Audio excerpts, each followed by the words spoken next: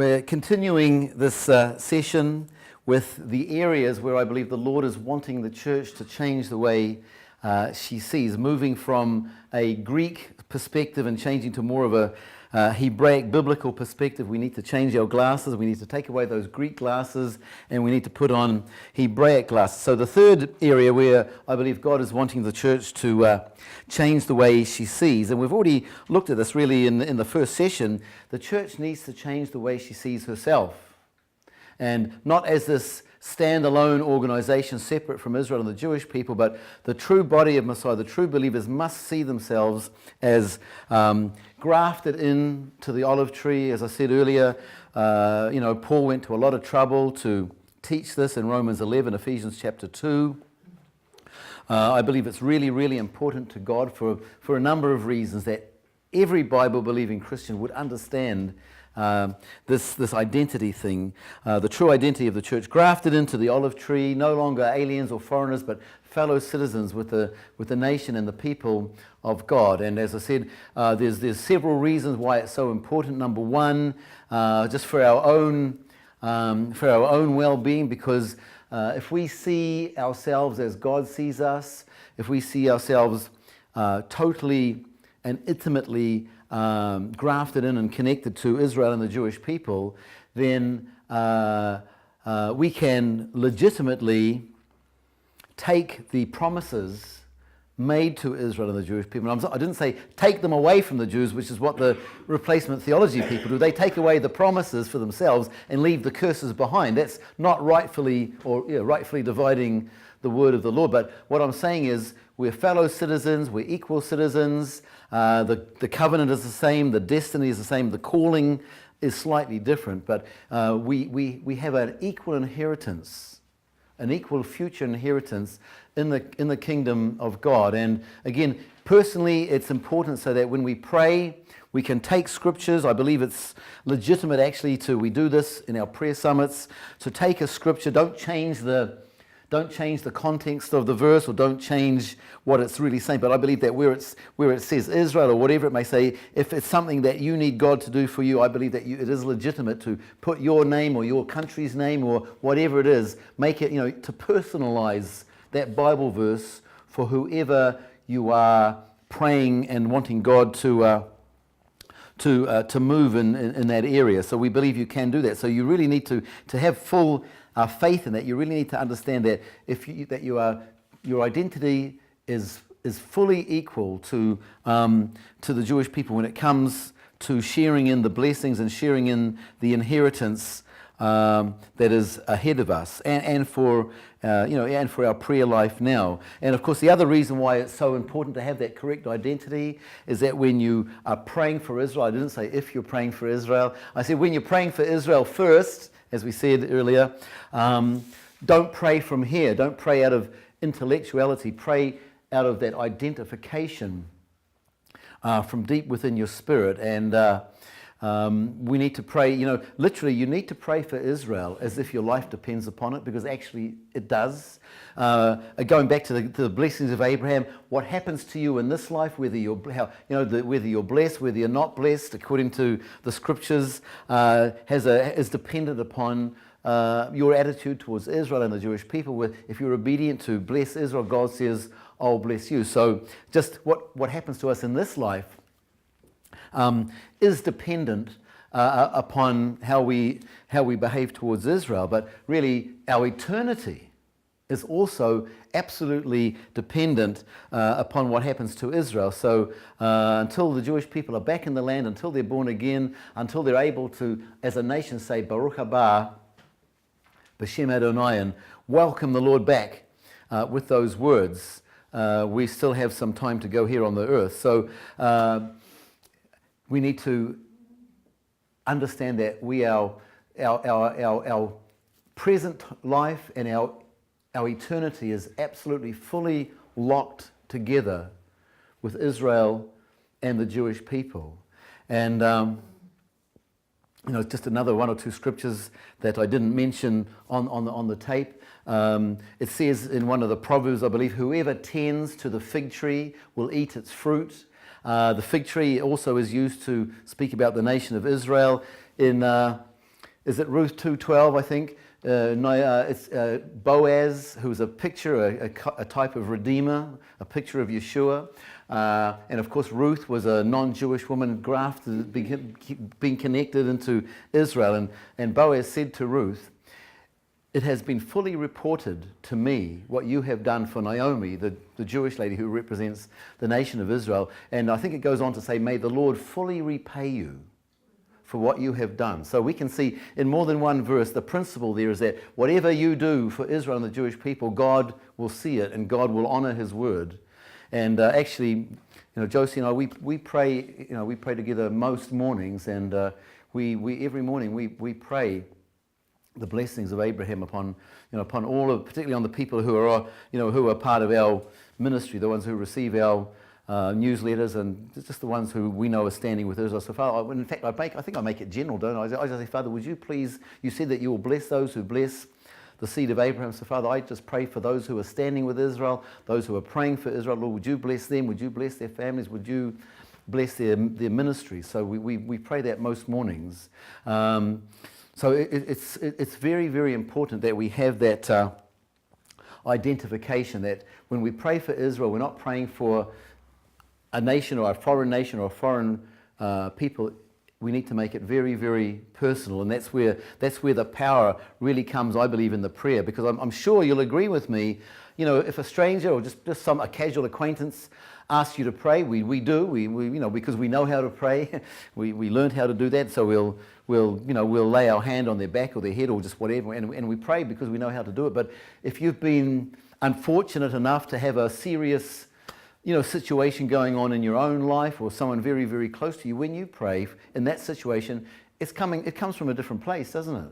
It's not coming from here, it's coming from deep, deep inside, because it's coming out of that identification that the Lord is looking for us to have. So that's why it's very important that when we look at ourselves, when we look at the church, we see it with God's eyes, not a separate entity, but one nation, one people, one family.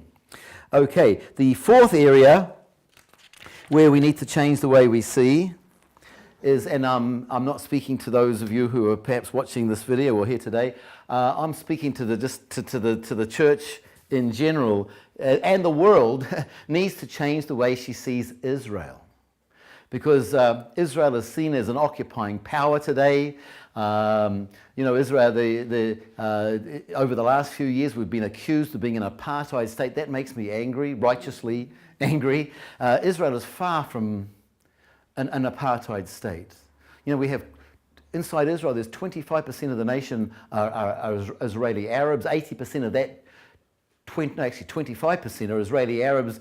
About 80% of the 25% are Muslims. The rest are a mixture of some Christians and some Druze and some Bedouins. But almost the largest Arab population are Muslims, and they don't have to go through checkpoints. They live out many of them live out in the Galilee and in their own villages.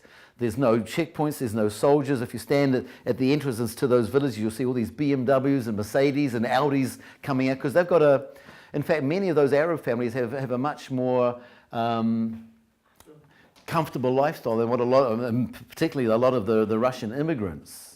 So Israel is not an apartheid state. Israel is the only democracy in the Middle East.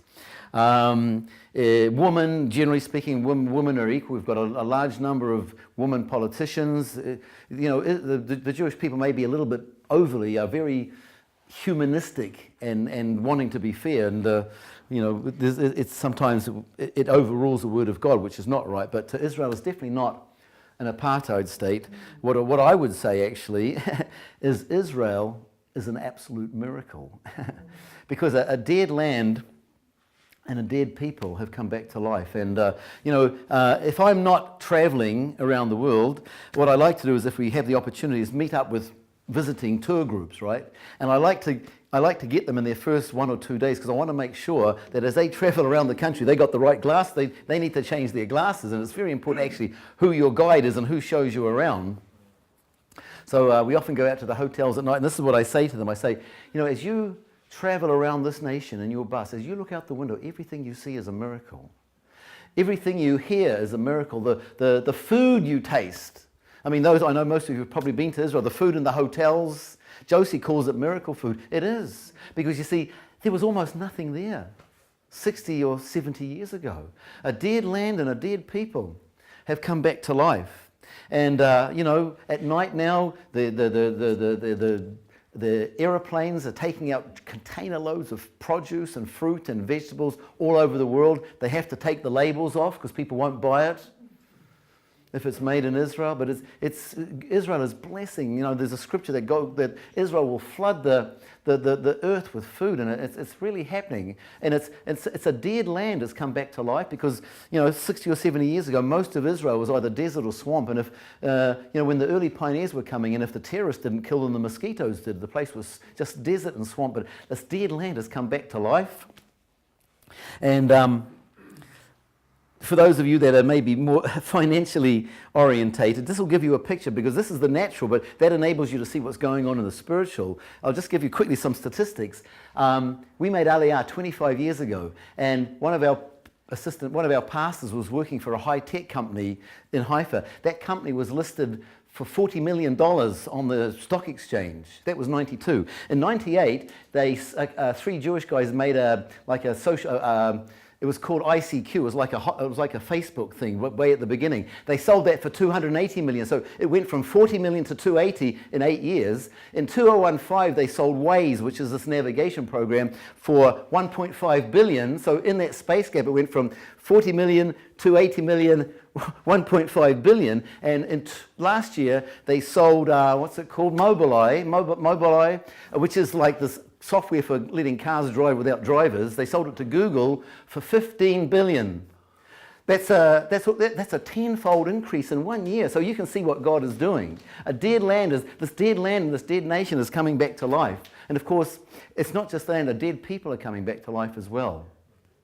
And I used to speak about the restoration of Israel, but the Lord pulled me up and he said, I'm not restoring Israel. And I said, well, Lord, what are you doing? And he said, go back to the scriptures. Ezekiel 37 talks about the dry bones, all these people coming back to life, the skin and the flesh and the skin and everything coming back together. And it says in Ezekiel 37, I think it is, he says to them, I'm going to bring you up out of your graves, and you will know that I am the Lord when I bring you up out of your graves. I mean, that word graves is in there about 5 or 6 times. And, restoration is a miracle. You can pray for a sick person, and if the Lord answers the prayer, they're restored. It's a miracle. But you see, you can't pray restoration for something that's dead. It has to be resurrection.